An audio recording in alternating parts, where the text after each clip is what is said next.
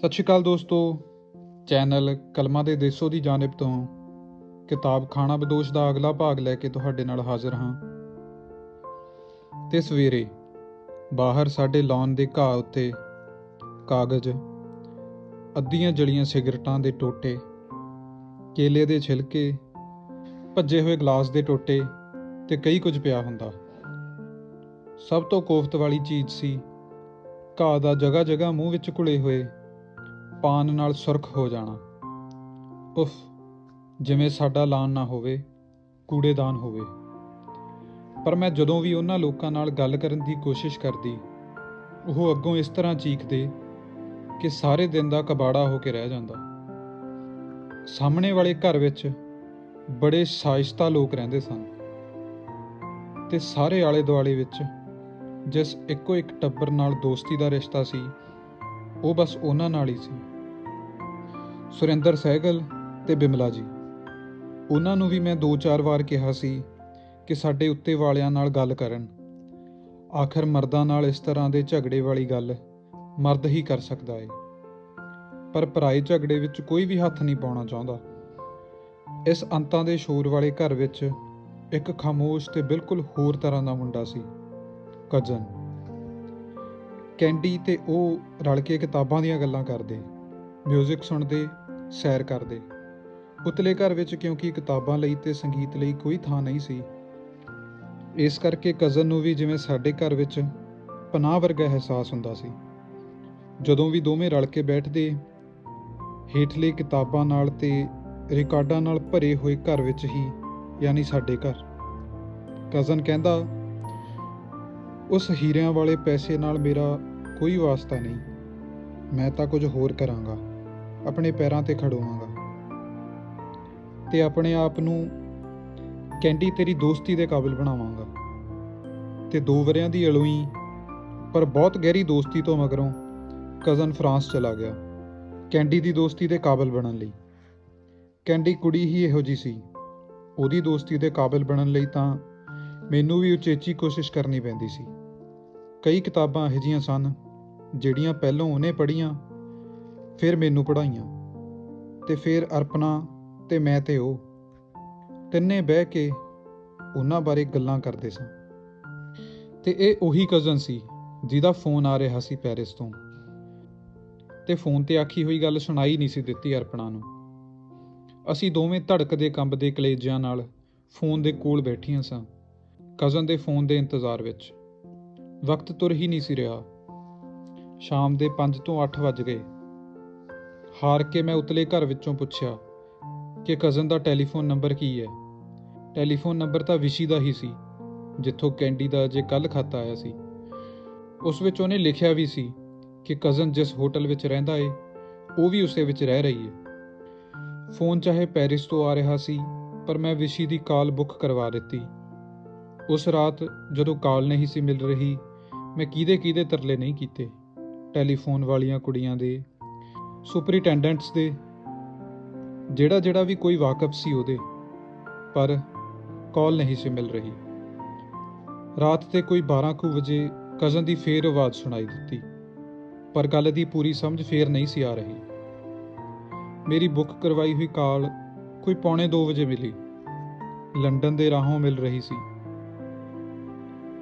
London ਦੀ exchange ਵਾਲੀ ਕੁੜੀ ਕਹਿ ਰਹੀ ਸੀ ਕਿ ਫਰਾਂਸ ਦੇ ਐਕਸਚੇਂਜ ਵਾਲੀ ਕੁੜੀ ਸਿਰਫ ਫ੍ਰੈਂਚ ਬੋਲ ਰਹੀ ਹੈ। ਕਿਸੇ ਨੂੰ ਕਿਸੇ ਦੀ ਗੱਲ ਸਮਝ ਨਹੀਂ ਸੀ ਆ ਰਹੀ। ਕੋਈ 2:30 ਵਜੇ ਰਾਤ ਦੇ ਉਤਲੇ ਘਰ ਕਜ਼ਨ ਦਾ ਫੋਨ ਆਇਆ। ਮੈਂ ਨੱਸਦੀ ਉੱਤੇ ਗਈ। ਹੁਣ ਉਸਦੀ ਆਵਾਜ਼ ਸਾਫ਼ ਸੀ। ਕੈਂਡੀ ਜਲ ਗਈ ਥੀ। ਕਬ?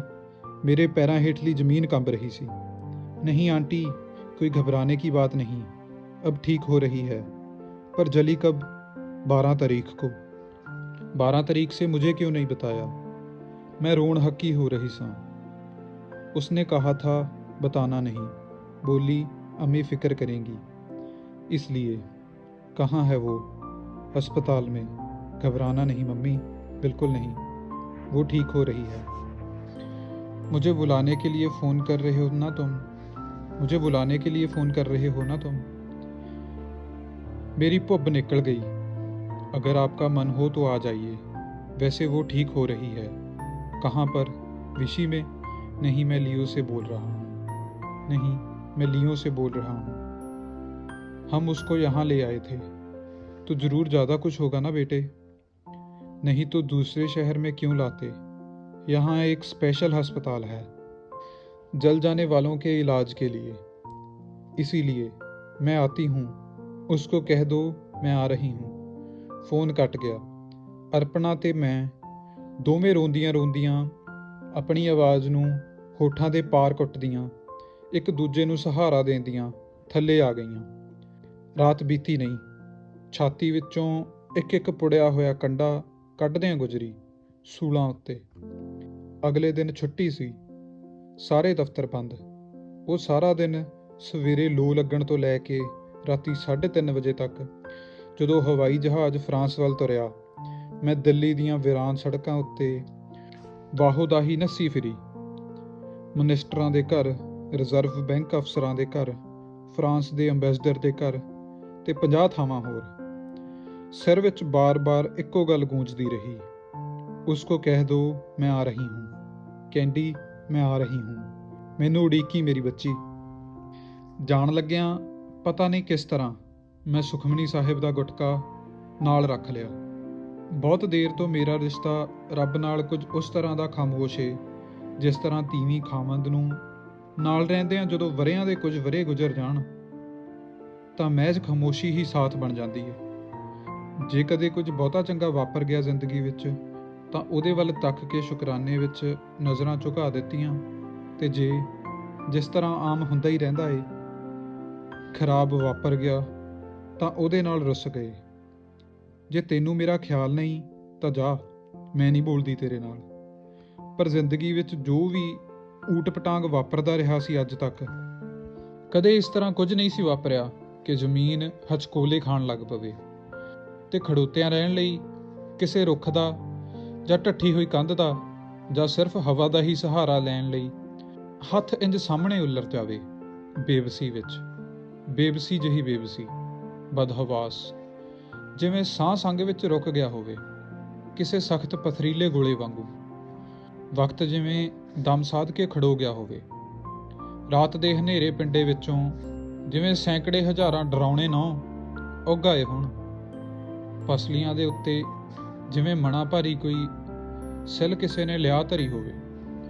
ਜਹਾਜ਼ ਜਿੱਥੇ ਵੀ ਰੁਕਦਾ ਉੱਥੇ ਬੱਤੀਆਂ ਦੀ ਚਕਾਚੌਂਧ ਹੁੰਦੀ, ਲੋਕਾਂ ਦਾ ਆਉਣ ਜਾਣ।